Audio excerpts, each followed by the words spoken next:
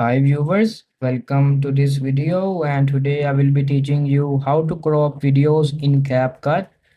So just let's start.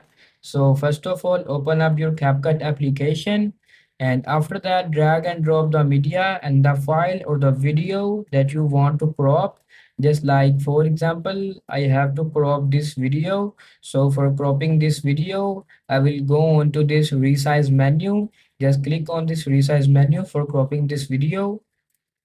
I will click on resize menu and as you guys can see, here is a full menu for resizing or cropping your video. You guys can crop it from every angle, just like from right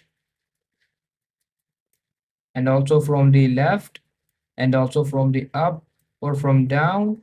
It's easy, and after cropping your video, you guys have to just click on confirm and your video will be easily cropped, and that's how you guys can easily crop the videos in CapCut.